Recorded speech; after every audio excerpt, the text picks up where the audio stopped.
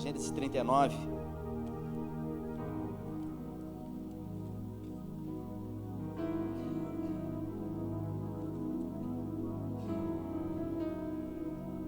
A partir do verso 1, né? Na minha tradução está escrito assim: José havia sido levado para o Egito, onde o egípcio Potifar, oficial de Faraó e capitão da guarda, comprou-o dos ismaelitas que tinham levado para lá. O Senhor estava com José, de modo que ele prosperou e passou a morar na casa do seu senhor egípcio.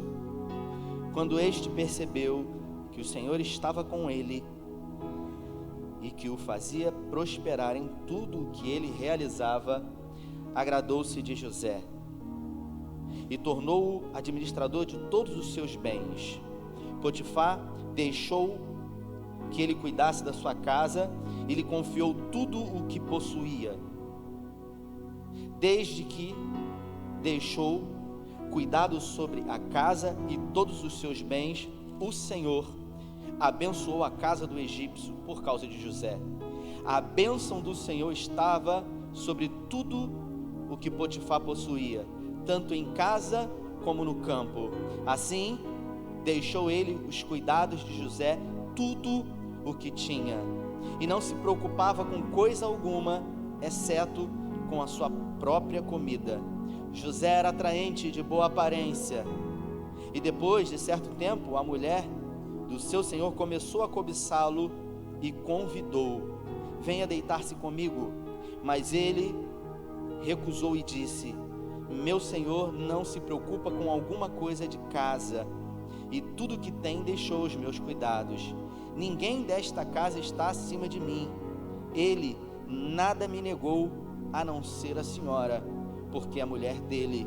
Como poderia eu então cometer algo tão perverso e pecar contra Deus? Vamos orar.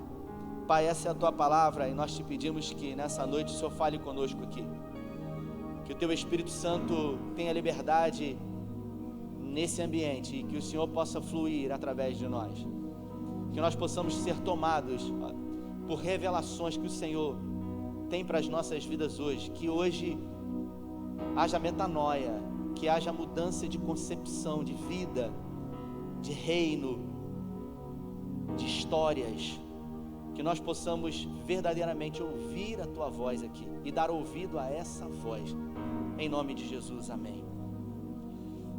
O tema da mensagem de hoje é: o futuro está pronto, e a verdade é que eu tenho, a cada dia que passa, mais certeza disso, e a prova que eu tenho de que o futuro está pronto é porque Deus já está lá, e Ele já visualiza o futuro. Deus, Ele tem um retrato do futuro já tudo preparado para mim e para você. Eu queria nessa noite falar sobre sonhos, e é impossível falar sobre sonhos sem falar sobre esse grande homem chamado José, o 11º filho de Jacó, o filho da sua velhice, o filho que ele mais amava. Essa história ela aconteceu aproximadamente há 1750 anos antes de Cristo. O patriarca, o pai da fé, o amigo de Deus chamado Abraão, ele sai do Iraque, Ur dos Caldeus, e ele segue em direção a Canaã, com uma promessa de Deus de que a sua semente seria multiplicada como as estrelas do mar e as areias dos lugares onde ele pisou. Ele saiu com uma promessa de Deus e com uma certeza de que quem tem uma promessa de Deus não precisa de absolutamente mais nada. E a Bíblia fala que esse homem, ele teve um filho chamado filho da promessa, que era Isaque. Isaque, ele prosperou demais, peregrinando sobre a terra que o seu pai havia recebido por herança do Deus eterno. E a Bíblia diz que Isaque teve 2 filhos, Jacó e Esaú. Jacó se casou com muitas mulheres, mas a Bíblia fala que a mulher que ele mais amou foi Raquel, foi a primeira, sua prima, filha de Labão. E a Bíblia fala que quando ele morava com Labão, ali depois de muitos anos ter trabalhado para Labão, num determinado momento ele resolveu no seu coração sair dali. E quando ele decidiu sair daquele lugar, a Bíblia fala que em 6 anos ele enriqueceu de uma forma extraordinária, ao ponto dele ter saído daquela terra mais rico do que o seu sogro Labão. Você imagina alguém que tinha a bênção de Deus e resolveu trabalhar como empregado para alguém, e depois de 6 anos ele saiu mais rico do que o patrão, contrariando todo tipo de lógica humana. E o nome disso é exagero de Deus, o nome disso é matemática do céu, o nome disso é bondade do Senhor, é bênção de Deus. A Bíblia fala que esse homem, chamado Jacó, ele teve 11 filhos, e o 11º filho é chamado José, o filho da sua velhice, que ele teve com a mulher que ele mais amou na sua vida, que era Raquel. A Bíblia fala que Raquel era estéril, ela não podia ter filhos, e o maior sonho de Raquel era dar à luz a um filho, ela desejava ter um filho homem. Raquel, ela sonhou, ela pediu, ela orou, ela desejou ter filhos. E aqui começa a história dos sonhos que eu gostaria de compartilhar com vocês nessa noite. Porque Deus, a Bíblia fala que Deus se lembra de Raquel, e Deus resolve abrir a madre de Raquel e fazer com que a madre dela se tornasse fecunda. Raquel então é abençoada e ela é engravida na velhice de Jacó. E eu entendo com isso, a primeira coisa é que existem sonhos que são nossos, são seus, são meus. E se colocarmos esses sonhos diante de Deus, o Senhor, Ele pode se lembrar de nós e tornar realidade esses sonhos da minha e da sua vida. Existem sonhos que são de Deus, e esses sonhos de Deus, eles também se tornam realidade nas nossas vidas quando nós nos alinhamos. Existem sonhos de Deus que não são cumpridos, Rafael? Sim. Um pregador que morreu em 2014, que ele dizia que o lugar mais rico do mundo não era o templo de Salomão, e olha que tinha muito ouro lá, tinha muita riqueza. Ele diz que o lugar mais rico do mundo não são as minas que existem na África, de ouro, de diamante. Ele dizia que o lugar mais rico do mundo são nos cemitérios, porque lá existem milhares e milhares de sonhos, lá existem projetos, lá existem idealizações que não passaram de sonhos, homens e mulheres que resolveram sonhar promessas de Deus que não se tornaram realidade. A Bíblia diz que José, ele é fruto de um milagre. E a primeira coisa que eu aprendo com isso é que milagre é tudo aquilo que você muito precisa, mas que o dinheiro não pode comprar. Porque tudo aquilo que é uma necessidade para você, escute isso, se o dinheiro pode comprar, isso não se configura milagre. Porque milagre é aquilo que o dinheiro não pode comprar. Eu vou citar um exemplo. A Bíblia fala que os discípulos, eles estavam reunidos e havia uma grande multidão sentada, cerca de aproximadamente, algumas traduções dizem 16, outros 12 mil pessoas. Jesus então olha para a multidão e vê que eles já estavam ali há horas. Jesus chama os seus discípulos e diz para eles: deem de comer para essa multidão. Os discípulos então, eles param estarrecidos e perguntam uns para os outros: quantos denários seriam necessários para alimentar essa multidão? Eles tinham uma grande necessidade. Só que quando você tem uma necessidade, você pensa no dinheiro e você imagina que o dinheiro pode resolver esse problema, você não pode buscar por um milagre. Quando eles chegam diante de Jesus e eles indagam a Jesus, Jesus mostra para eles que o milagre, ele se configura não propriamente com a necessidade do dinheiro. Ele multiplica os pães, e ele mostra para mim e para você que o milagre, ele não tem nada a ver com dinheiro. E eu quero dizer para você, não se engane, 90% das pessoas, elas acham que necessitam de um milagre que se traduz em dinheiro.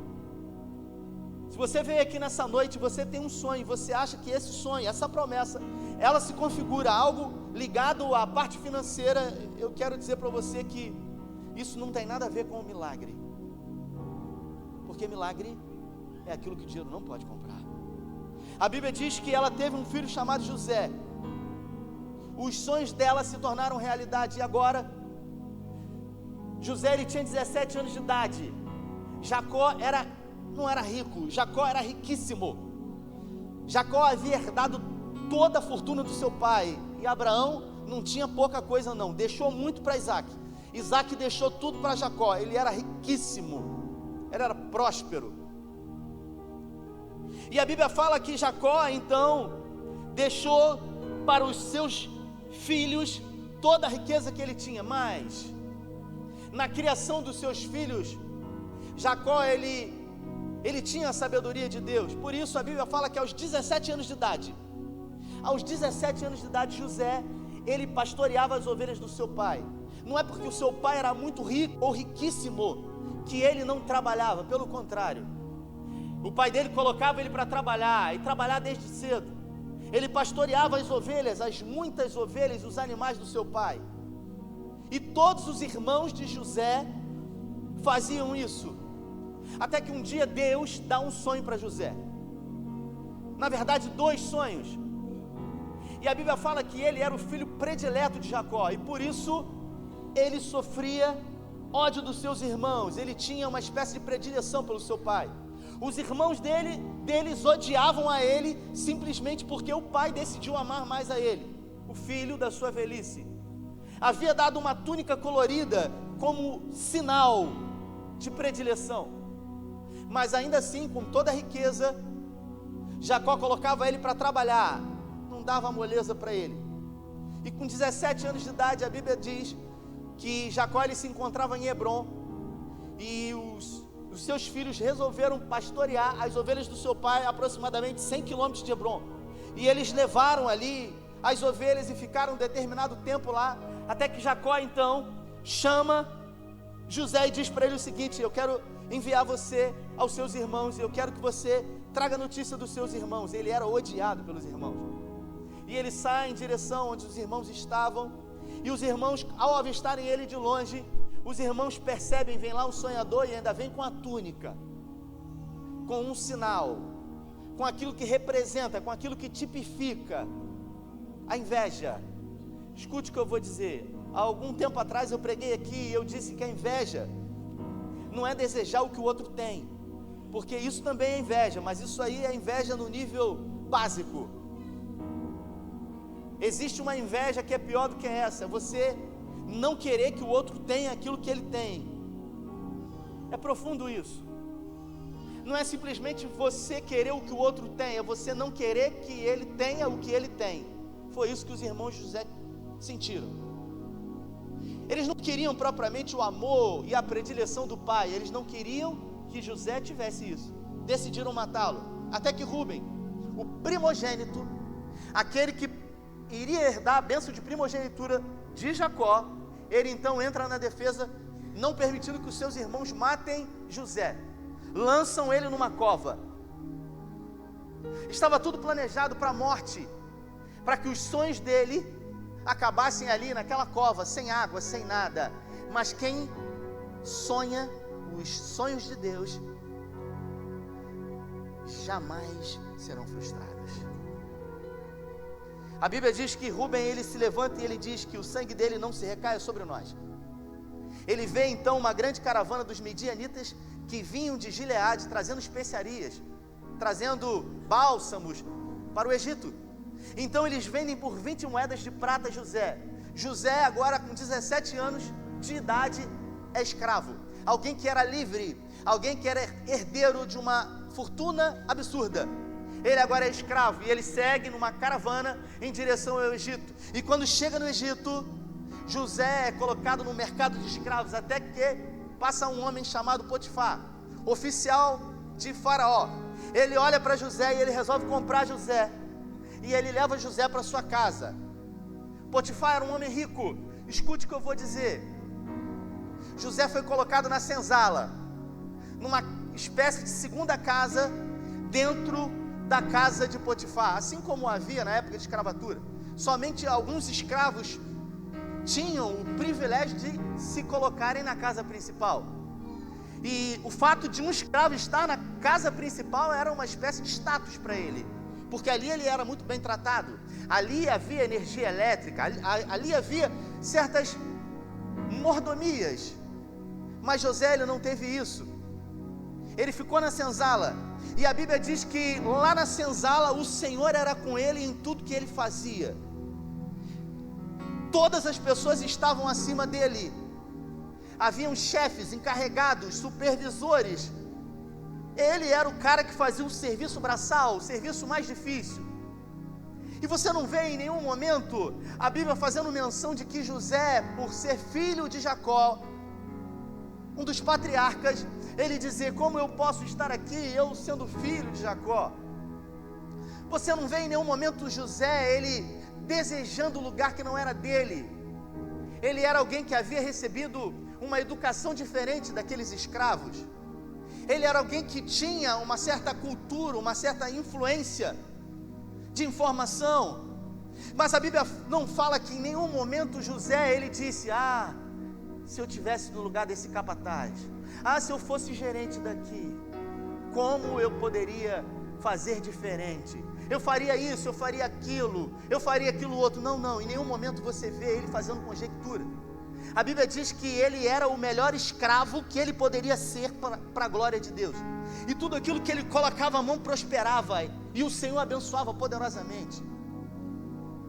E a Bíblia diz que ao ponto que ele muito trabalhava, o seu Senhor observou que tudo que ele colocava a mão, Deus abençoava. E por isso ele resolveu tirá-lo dali e levá-lo para a casa principal. E lá, num determinado momento, depois de muito fazer e prosperar, a Bíblia diz que Potifar resolve colocar ele como alguém no lugar mais alto que havia. Potifar diz para ele: olha, você vai ocupar o lugar mais alto aqui, você só vai perder para mim aqui, e eu tenho um pedido para fazer para você. Você pode fazer o que você quiser, mexer no que você quiser, você só não pode tocar na minha esposa, que a Bíblia não fala nem o nome dela. Boa coisa não deveria ser. E eu quero que você entenda isso. Quando o Potifar diz isso para José, provavelmente ele já conhecia a mulher dele, ele já conhecia a mulher que ele tinha, porque a Bíblia fala que José, ele era um homem temente a Deus. O versículo que eu li diz que Potifar, ele só tinha trabalho de botar comida na boca. O Eugene Peterson, ele diz isso: a única coisa que Potifar se preocupava era em colocar comida na boca, mais nada. José administrava tudo. Mas eu quero que você entenda isso. O pai de José, ele não pulou etapas, ele não encurtou caminhos, ele não abreviou processos. E aí é que muita gente se perde, porque você se encontra numa posição menor, e você começa a trabalhar, e você começa a olhar para as pessoas que estão à sua volta, e as pessoas estão crescendo. Talvez alguém que entrou junto com você e logo foi promovido e foi colocado num cargo de proeminência, e você diz: ele foi promovido e eu não fui. E aí você começa a sentir a mesma coisa que os irmãos de José sentiram. Você começa a ter inveja, e você começa a dizer: se eu tivesse nesse cargo, eu faria isso, eu faria aquilo. Isso é uma mentira, um ledo engano. Porque José, ele era quem ele era para a glória de Deus, e por isso Deus abençoava. Isso é igual a pessoas que, você já deve ter ouvido falar isso. Se você já falou, por favor, não acuse, para que as pessoas não descubram que você falou isso. Tem gente que fala assim: se eu tivesse dinheiro eu ia abençoar tanta gente. Tem gente que fala isso. Mas a verdade é que com aquilo que tem não faz nada. E por isso não é com mais dinheiro, não é com mais posição social, não é com mais influências que você vai fazer aquilo que você já poderia fazer com aquilo que você já tem. A Bíblia fala que ele resolve governar, e ele governa com excelência. Sabe por quê? Porque o pai dele teve a capacidade de botar ele para fazer o serviço menor, para que ele aprendesse. Você já viu gente que cresceu? Você já viu gente que não teve nada, que veio lá de baixo, que Deus prosperou, que Deus abençoou, que se tornou próspero, que tem empresas, que tem bens, que construiu um império, não tinha nada, família pobre, Deus abençoou, se tornou alguém rico, e aí trabalhou desde cedo, teve filhos. Aí quando os filhos começam a crescer, a primeira coisa que ele faz é colocar o filho dele para ser chefe, sem antes ter sido empregado. Eu pergunto para você, vai dar certo um negócio desse? Não vai nunca, porque você tem o que você tem, porque um dia você foi empregado para depois você ser patrão, e você interfere, você inverte toda a ordem natural, colocando o seu filho por cima, antes dele ter sido colocado por baixo. Jacó não fez isso. Jacó tinha muito dinheiro, e a primeira coisa que ele fez com o filho dele, com os filhos dele: vocês vão aprender de baixo, vocês vão dar valor, vocês vão trabalhar, vocês vão botar a mão na massa. E a Bíblia diz que esse homem, ele prosperou ao ponto de fazer com que o seu senhor olhasse para ele e visse a bondade de Deus na vida dele, até que os sonhos de José, eles são colocados em xeque. A mulher do seu senhor começa a flertar com ele. Ele era um jovem, a Bíblia diz que ele era bonito, bem apresentável, então ela começa a seduzir, e José era um homem temente a Deus. Ele não temia Potifar, ele não temia a esposa de Potifar, ele não temia os ismaelitas. Quando ele foi levado escravo, ele temia o Senhor. E o salmista diz que o temor do Senhor é o princípio da sabedoria. E a Bíblia fala que quando ela agarra José e ela diz para ele: deite-se comigo, ele diz o seguinte: como eu poderia fazer isso? Meu Senhor colocou tudo isso aqui sobre os meus cuidados, e pediu que somente em você eu não tocasse. Como eu cometeria tamanho pecado diante do meu Deus? Alguém que honra a Deus, alguém que teme o Senhor, escute o que eu vou dizer. Se você não teme o Senhor, você não vai temer mais nada. Se você não tem o temor do Senhor na sua vida, dificilmente as outras coisas você vai temer. Eu me lembro que um dia eu chamei a minha esposa, quando a gente era noiva ainda, e eu disse para ela: olha, a partir de hoje, nós vamos fazer aqui um propósito diante de Deus, eu e você, e eu quero que você entenda que a partir de hoje eu vou dedicar a minha vida a ter uma vida de fidelidade ao Senhor, porque à medida em que você vê a fidelidade de Deus na minha vida, todas as outras coisas elas vão convergir numa mesma direção. Porque se eu não for fiel ao Senhor em tudo na minha vida, eu jamais vou ser fiel a qualquer outra coisa. José, ele era fiel ao Senhor, ele temia o Senhor, Deus abençoava ele, e a Bíblia diz que a mulher o seduziu, ele disse não, ela pega a capa dele, ele vai embora, a capa fica como uma espécie de munição para dizer que ele havia a desejado e agarrado à força.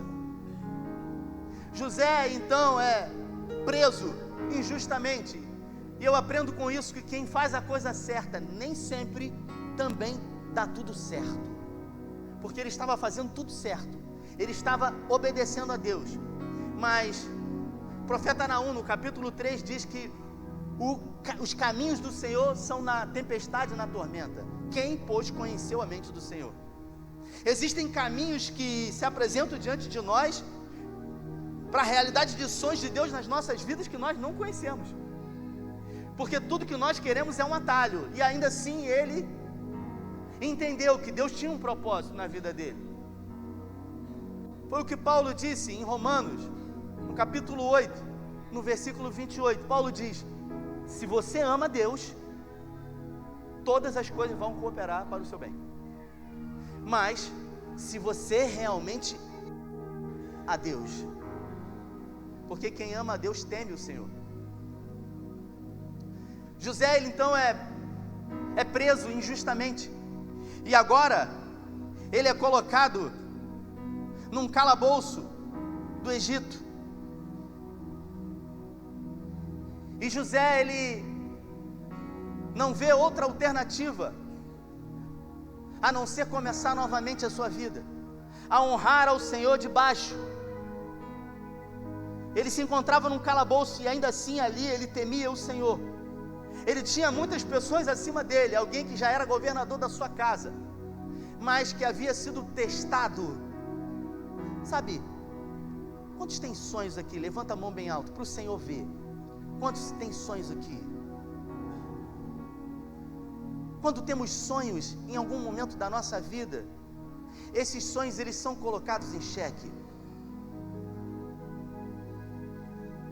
E é muito comum que diante de ofertas, de manjares, de pratos de lentilhas que são colocados diante de nós venhamos a pensar em trocar aquilo que mais desejamos na vida por aquilo que desejamos no momento. E eu digo para você, nunca troque o que você mais sonha e deseja na vida por aquilo que você deseja no momento, porque você vai se arrepender. José, ele decidiu não trocar aquilo que talvez a sua carne desejasse por um momento, por aquilo que ele mais desejava, que era cumprir os sonhos de Deus na vida dele. A Bíblia diz que ele lá no calabouço, ele então começa a se sobressair. O Senhor era com ele. Tudo que ele colocava a mão prosperava. Tudo que ele colocava a mão Deus abençoava. E tudo que José fazia, ele era bem sucedido, porque o Senhor era com ele. Observe, Potifar poderia ter matado José, mas a verdade é que a Bíblia não fala isso, mas eu tenho um entendimento de que ele sabia quem a mulher dele era, e ele sabia aquilo que ele havia perdido, que era a bênção de Deus na vida dele. E eu acredito que Potifar era até grato por tudo aquilo que José havia feito para ele. E um ser humano que não é grato, ele não serve para nada, irmãos. Sabe, Davi, com 17 anos de idade, Davi estava pastoreando as ovelhas do seu pai nas colinas. A Bíblia diz que Davi, ele não tinha riqueza, ele não tinha ouro, ele não tinha prata, ele não tinha coroa, ele não era rei, ele era bastardo, ele era desprezado pelos seus irmãos. Davi, ele pegava a harpa dele e ele começava a tocar naquelas colinas. E Davi ficava pensando assim: o que eu posso fazer para agradar ao Senhor? Os pensamentos de Davi eram esses: o que eu posso fazer para agradar ao meu Deus, ao meu Senhor? E a Bíblia diz que ele foi honrado porque ele era um homem segundo o coração de Deus, não pelo que ele fazia, mas por quem ele era.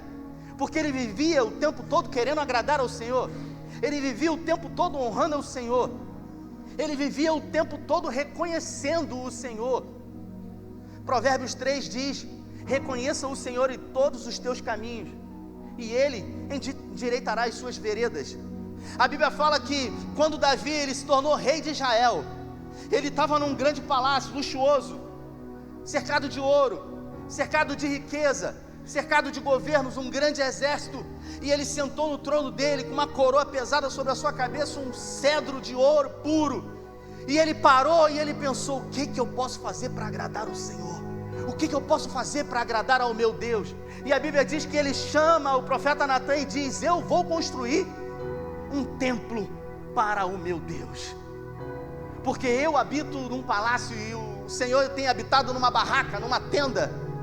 E lá ele diz: o que eu posso fazer para agradar ao Senhor? Você entende qual é o segredo? O segredo é ser grato ao Senhor. O segredo da prosperidade da Bíblia não é teologia da prosperidade, é bênção de Deus que delibera sobre o seu povo. A Bíblia diz que o segredo é agradar ao Senhor. Por isso que o salmista diz, Salmo 34, 7: agrada-te do Senhor e Ele satisfará os desejos do teu coração. Porque quem agrada ao Senhor tem os seus desejos, os seus sonhos e os seus projetos atendidos. Agora, existem pessoas que querem viver somente os seus sonhos e se esquecem de Deus. Deus para elas é o quê? É um trampolim, é uma etapa que elas vão pular aqui e chegar no destino final. Deus não tem compromisso com essas pessoas.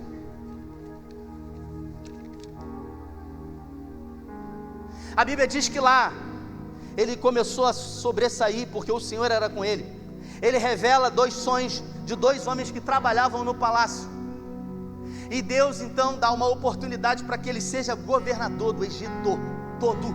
Faraó pega o anel do dedo dele e coloca no dedo de José e fala para ele o seguinte: olha, abaixo de mim ninguém manda, só você.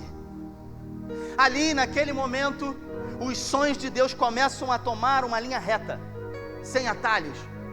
O Egito passa por 7 anos de prosperidade, 7 anos de miséria, até que todas as nações vizinhas têm que ir ao Egito em busca de alimento, inclusive Jacó, que era muito rico, com os seus irmãos. E ali os 2 sonhos de José, eles se tornam realidade. José, ele vê os sonhos de Deus se tornando realidade, muitos e muitos anos depois, ele sendo fiel. E isso prova para mim e para você que o nosso Deus é um Deus que nos surpreende, é um Deus do exagero, é um Deus que quando faz, ele não faz em medida, ele faz além da medida. A Bíblia fala no livro de 2 Reis que uma mulher, ela procura Elias, e ela fala para Elias, ela era viúva, ela tinha uma dívida terrível, os seus filhos iam ser vendidos para pagar a sua dívida. Ela procura o profeta e ela diz: meu Senhor, me ajude, porque os meus filhos serão vendidos para pagar a dívida. Deus era com Elias, e Deus era com aquela mulher. Deus então usa Elias, Elias fala para ela: o que você tem? Você lembra de domingo passado que eu disse? Deus trabalha em parceria, Deus usa o que tem, Deus não precisa de dinheiro, Deus precisa de predisposição. O profeta pergunta: o que você tem? Ela diz: eu tenho uma botija com um pouco de azeite. E ele disse: isso é mais do que suficiente, pode trazer. Você tem também relacionamentos? Você tem network? Então faz o seguinte, começa a correr aí nos seus vizinhos e começa a perguntar quem tem vasilha para te emprestar, e pega o máximo de vasilha que você puder. Depois você entra dentro do seu quarto e você fecha a porta. Sabe por quê? Porque na relação com o divino, escute o que eu vou falar, abre o entendimento aí, tudo acontece no secreto. Tem muita gente querendo e buscando coisas da parte de Deus no coletivo, mas é no secreto que Ele revela, é no secreto que Ele abençoa, é no secreto que Ele de uma forma abundante delibera sobre a sua vida. A Bíblia fala que aquela mulher, ela entra em desespero, ouve a voz do profeta, pega uma grande quantidade de vasilha e ela começa a derramar, e a Bíblia fala que as vasilhas começam a se encher, até que não há mais vasilhas. Ela chama os seus filhos: rápido, tragam mais vasilhas. E os filhos acabaram as vasilhas, e no exato momento que acabam as vasilhas, o azeite cessa.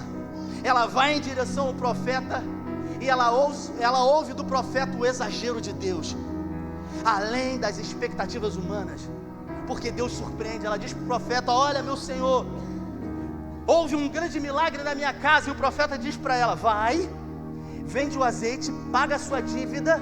Isso seria o suficiente, e isso seria o necessário, isso seria o sonho dela. Mas eu disse para vocês que Deus é Deus de exagero, é Deus que surpreende, é Deus que vai além de medidas normais. E Ele diz para ela: o que sobrar você sobrevive o resto da sua vida. Isso é a abundância de Deus. Eu me lembro do Salmo 23, no versículo 5, que ele diz: unge minha cabeça com óleo, e o meu cálice transborda. Porque a bênção de Deus na minha e na sua vida, ela transborda. A Bíblia fala que José sonhou os sonhos de Deus, e quem sonha os sonhos de Deus é honrado pelo Senhor. E ele não somente é honrado pelo Senhor, mas todas as pessoas que estão à sua volta, elas são alcançadas pela bênção que Deus deu a ele.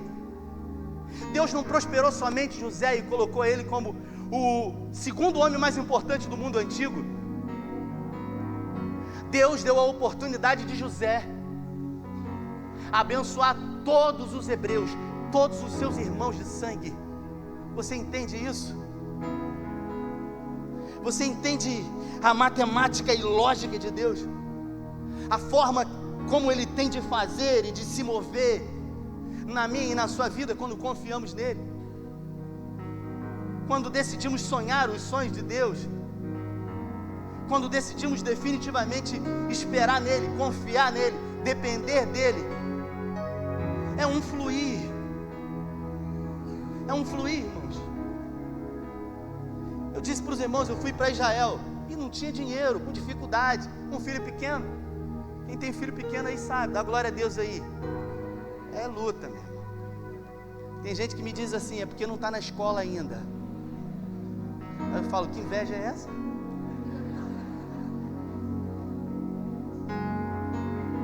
E aí eu fui para Israel. E aí Deus preparou tudo. Porque se é o meu sonho, e eu estou alinhado com o Senhor, é sonho de Deus. Porque o desejo de Deus é realizar sonhos daqueles que agradam o coração dele. E aí um irmão falou, fala o mês. Eu disse para ele, agosto de Deus. Aí eu falei, vê um mês, vê uma data. Aí a gente viu. Aí compramos, ele conseguiu uma passagem. Eu falei aqui, R$3.500 para Israel. O que é isso? Ida e volta. Mas eu disse para os irmãos que Deus é Deus que surpreende. É o Deus da graça, é o Deus do favor, é o Deus do exagero. Aí o irmão foi e falou assim, pastor, vou dar uma olhada no site aqui da Latam. Aí começou a pesquisar, começou a ver. Eu não entendo nada disso. Aí ele foi e me mandou uma mensagem, rapaz, tem uma bênção para contar. Eu falei, mais bênção? Porque só o fato de já ir foi uma viagem de sonhos. Desde 1996 eu sonho com isso. Aí ele falou, consegui um upgrade, nós vamos de primeira classe de graça. Irmãos, eu fui deitado 13h30. E eu olhei para aquele lugar, com cardápio, entrada, prato principal, sobremesa. O cara que estava do meu lado, ele chegou e pediu assim, traga carta de vinho, por favor. Eu falei, que é isso? Aí, o comissário de bordo não entendia muito bem, às vezes eu pedia para ele traduzir. Falei assim, faz favor para mim, não estou entendendo o que esse cara está falando aqui. Aí ele pegou a carta de vinho e falou assim, queria essa 2011. Eu falei, rapaz, para quem bebe é uma maravilha. E ali eu vi a mão de Deus, eu levantei a minha mão e eu falei, obrigado, Senhor, porque isso aqui não é sonho, isso aqui é além da medida, isso aqui é o exagero de Deus. O futuro está pronto, ele está preparado. Eu não sei qual é o caminho que Deus vai usar para a gente chegar, mas eu quero dizer para você, que se você permanecer fiel a Ele, totalmente nele, os sonhos e planos de Deus serão cumpridos na sua vida. Porque Deus não é homem para que minta, nem filho do homem para que se arrependa. Porventura, prometendo Deus não irá cumprir. Ele é Deus. Ele é Deus das nossas vidas. Aleluia. Eu gosto muito de um versículo, o capítulo 8 de Deuteronômio para mim é incrível. E o versículo 17 diz o seguinte: eu é que dou capacidade para produzir riquezas. Olha só, Deus falando para o seu povo, sou eu que dou a capacidade de produzir. Escute, a Bíblia não fala que é a capacidade de dar, a Bíblia fala que é a capacidade de produzir. Você sabe o que quer dizer isso? Isso vem através do seu trabalho, isso vem através do seu esforço, isso vem através do trabalho das suas mãos, porque Deus abençoa aqueles que estão alinhados com Ele. Todas as pessoas da Bíblia que foram comissionadas pelo Senhor, todas elas tiveram que fazer alguma coisa, porque Deus sempre trabalha em parceria. Tem muita gente levantando a mão e querendo algo da parte de Deus, que não é um milagre da parte dele. Eu disse no início da mensagem, escute isso, abra o seu entendimento. Se o dinheiro pode comprar, isso não é milagre, isso não vai vir da parte de Deus. Deus faz aquilo que o homem não pode fazer. Deus faz aquilo que o dinheiro não pode comprar. Deus delibera quando o homem diz não, quando o homem diz não há mais jeito, quando o homem diz acabou. E aí Ele se manifesta e Ele contraria, porque Deus, Ele é especialista em levantar as coisas loucas para confundir as sábias, para que o nome dEle seja exaltado, porque Ele é Deus. E a Bíblia diz que José não se usurpou, mesmo sendo governador. Poderia mandar matar os seus irmãos, mas entendeu que durante a caminhada existencial dele e todos os sofrimentos da vida dele, os irmãos dele foram apenas um instrumento da parte de Deus, foram apenas uma etapa da parte de Deus. Sabe gente que não anda olhando no retrovisor, sabe gente que não guarda rancor, Sabe, gente que não fica sentindo, ressentindo coisas que foram feitas lá atrás. Sabe, pessoas que não têm tempo para ficar perdendo com lamento, com questões pequenas, porque sabe que o futuro é grande em Deus. Essa semana eu estava aqui nesse terreno aqui do lado. Eu estava aqui do lado aqui, Jefferson. Estava com o irmão aqui no estacionamento, estava saindo. Aí com o carro, aí eu parei, saí do carro, cheguei para o irmão e falei assim: olha para cima, aqui no estacionamento. Aí ele: tá vendo o quê? Perguntei para ele. Aí ele falou assim: tô vendo o céu. Eu falei: eu tô vendo um galpão aqui, porque o futuro já está pronto, ele já está preparado. Porque quem sonha os sonhos de Deus vai ver antes de tudo estar pronto. Nós sonhamos com isso tudo aqui, irmãos, ó, que custou muito dinheiro, muita dificuldade. Tem um monte de boleto lá que está dando cria. Eu falei para o irmão: separa o macho e fêmea, porque eles estão procriando, eles estão acasalando e está dando um filhotinho. Loucura. Só que antes disso tudo aqui está pronto, para a glória de Deus. A gente já havia visto isso aqui, a gente já havia vislumbrado isso aqui, a gente já havia desfrutado disso aqui, porque o futuro está pronto. O futuro está preparado, esperando você. Por isso, faça como Paulo, que disse em Romanos, no capítulo 8, no versículo 18, que diante de dificuldades pequenas que estavam vivendo, e ele não passou por dificuldades pequenas, ele disse: as tribulações desse tempo presente jamais poderão se comparar com a glória que há de ser revelada em Cristo Jesus. Maior é o meu Deus, maior é o Deus que você serve do que qualquer outras coisas. Raquel, ela tinha um sonho. Deus olhou para ela e disse: se o sonho é seu, se é importante para você, é importante para mim, porque o seu coração é um coração que tem me agradado. A Bíblia fala que tudo que Davi fez porque o Senhor era com ele. Se você vê no final da vida de Davi, tudo que ele fez, tudo que ele empreendeu, e Deus falou para ele: Davi, você vai morrer, meu filho, mas eu prometo para você que o seu trono vai ser eterno, e eu vou fazer com a sua geração, com a sua descendência, coisas maiores ainda do que eu fiz com você. Tudo que um pai quer é que o filho vá além dele. Um dia eu disse numa mensagem: se existe alguém que você não tem inveja, é do seu filho, da sua filha. Se existe alguém que você deseja que prospere, que cresça mais do que você, é o seu filho ou a sua filha. Nem mulher, a gente às vezes pensa isso, mas filho pensa. E a Bíblia fala que tudo que ele queria era que o filho dele fosse mais longe do que ele. E a Bíblia diz, o livro que Salomão escreveu, Eclesiastes, um livro que ele escreveu na maturidade da vida dele, no auge da maturidade. A Bíblia fala que Salomão, ele escreveu: tudo que os meus olhos desejaram, eu tive. Tudo que ele quis, ele comprou. Tudo que ele quis, ele mandou construir. Tudo que ele desejou, ele fez, ele experimentou.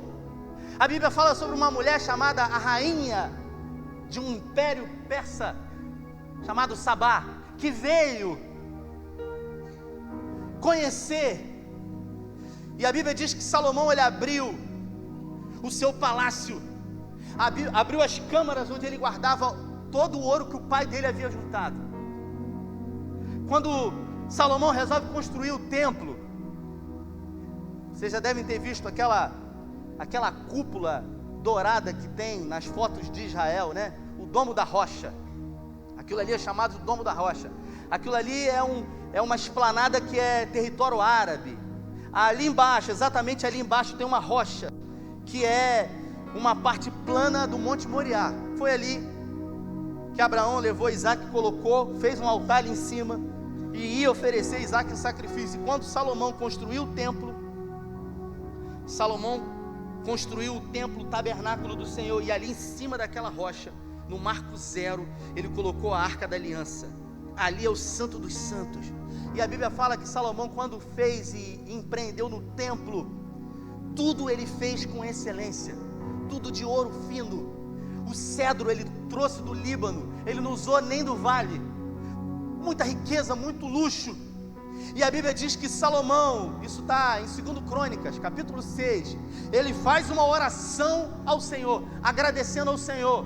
Quando ele constrói o templo, ele diz: hoje se cumpre mais uma promessa do Senhor na minha vida. Gratidão, capacidade de reconhecer, capacidade de ver que aquilo que tem veio pelo Senhor. Quem não consegue ver isso, irmãos? Quem não consegue ver Deus nas mínimas coisas, não vai ver Deus nas coisas grandes. Tem gente que está pedindo a Deus para ser abençoado, para abençoar pessoas. Ah, se eu tivesse, não vai abençoar nada. Não serve aqui no restaurante.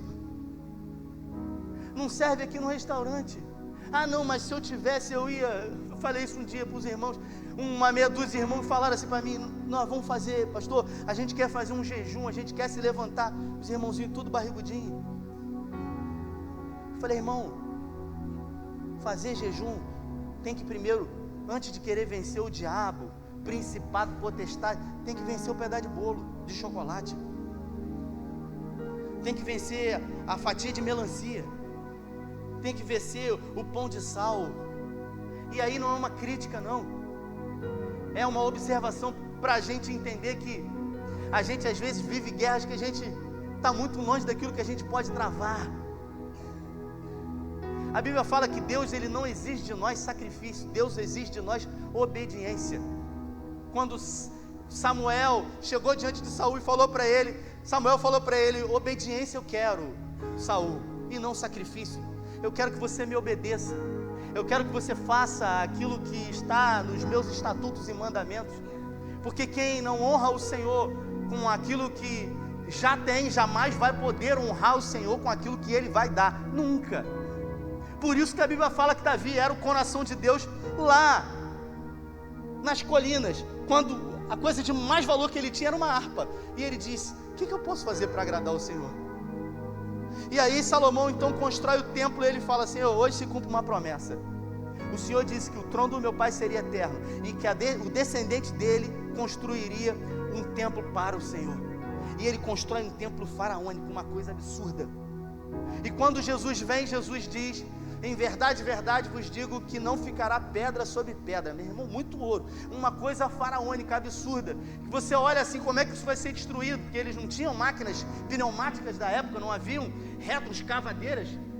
E a Bíblia diz que quando o templo ele começou a pegar fogo, todo aquele ouro se derreteu, e ele começou a descer pelo piso, e entre uma pedra e outra, o ouro líquido começou a descer terra abaixo.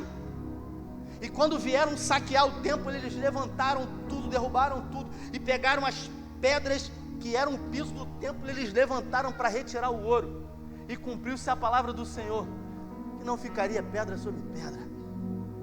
Porque quando Deus delibera uma palavra, já está tudo pronto, porque Ele tem o controle de tudo. Eu quero dizer para você que está aqui, o seu futuro está pronto, Ele está esperando por você. Se você entender hoje que não são os atalhos que vão te levar para lá, que não são as ofertas fáceis que vão fazer com que você chegue lá, mas e sim ser fiel ao Senhor, mesmo que tudo diga que não, mesmo que tudo seja contrário, mesmo que diante de situações, calúnias sejam levantadas diante de você, você seja humilhado, você seja colocado num calabouço como José, mas ei, mesmo que você não entenda, mesmo que você não esteja vendo, a Bíblia fala que nós fomos chamados para andar segundo fé e não vista. Deus nunca perdeu o controle quando você perdeu o controle. O céu ele não entra em crise quando a terra entra em crise. Deus ele não se abala quando você se abala. Você vê caos, Deus vê oportunidade. Deus usa o que tem. A mesma coisa que ele disse, o profeta disse para aquela mulher viúva, ele perguntou: o que você tem? Aí Deus pergunta para você hoje: o que você tem? Se coloque de pé, pergunte para a pessoa que está do seu lado: o que você tem? Pode subir o ministério de louvor. Eu decidi sonhar os sonhos de Deus. Fábio está aqui, ó, Fabão aqui, meu amigo lá, sabe o trabalho que eu tinha, o salário que eu tinha, e eu abri mão de tudo. Sabe quando você chega diante de um lugar que é muito incerto para você, porque você não sabe o que vai acontecer.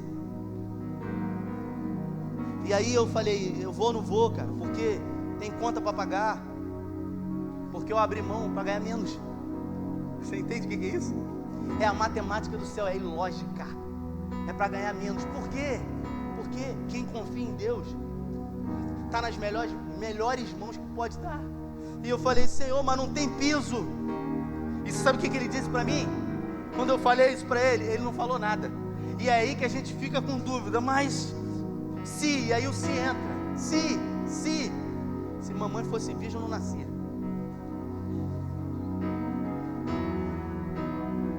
É nesse momento que você tem que botar o pé, mesmo sem ver alguma plataforma, na certeza de que Deus é Deus e vai segurar você na mão dele.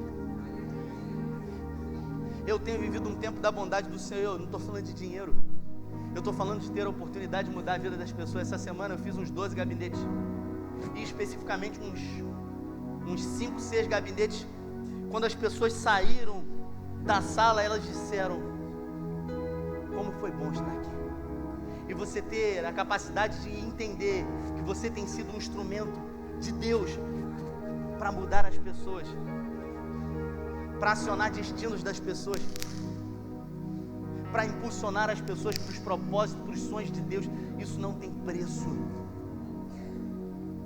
Você ter a capacidade de fazer as pessoas se apaixonarem pela vida, pelo belo e pelos sonhos de Deus.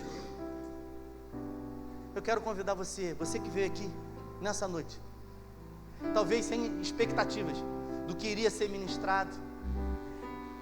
É um convite específico, e é para quem quer tomar uma atitude diante de Deus. É para quem está preocupado porque os sonhos, eles são reais, as promessas já foram deliberadas, mas tudo que vê é contrariedade.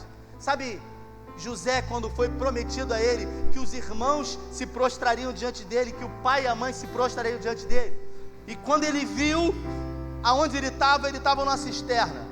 Depois ele estava num calabouço. Talvez você não esteja na cisterna nas fases da vida de José, mas talvez você esteja num calabouço, quando você achou que estava melhorando um pouquinho, aí que piorou. Mas eu quero dizer para você que não é um fim, não acabou. Porque quando o homem coloca um ponto, Deus apaga, bota uma vírgula e diz, a última palavra é minha. Eu é que sei os planos e projetos que tenho sobre vós, pensamentos de bem e não de mal, diz o Senhor. É o Senhor que adestra as nossas mãos para a guerra, para a batalha. Talvez esse momento, essa fase da sua vida, ela sirva para que você pare e para que você comece a afiar as armas, comece a municiar as coisas que precisam ser acertadas na sua vida. Todas as vezes que você parar, você precisa refletir e fazer uma autoanálise da sua vida, se em algum momento você tem deixado desagradar ao Senhor. Eu quero convidar você que deseja sonhar os sonhos de Deus. Você está assim, entre os seus sonhos e os sonhos de Deus, e uma confusão, se os sonhos de Deus são os mesmos do que os seus sonhos. Eu quero lançar um desafio para você, entre você e Deus, não entre homens, porque escute o que eu vou fazer, escute o que eu vou falar. No fim de tudo que sobra, no fim de tudo que sobra é uma relação sua com Deus. Você pode abençoar as pessoas, você pode ser usado para fazer coisas, mas no final de tudo, um dia você vai ser apresentado diante dele, e ali é você e ele e mais ninguém. Então é você e ele. Se você deseja sonhar os sonhos de Deus, eu queria convidar você a sair do seu lugar e vir. Você que entendeu essa mensagem, você que quer viver um tempo da bondade, você que quer desfrutar do exagero de Deus, você que quer ser surpreendido por Ele, você que quer fluir nos dons de Deus, você que quer ser um instrumento de Deus na vida de pessoas. Você entendeu isso?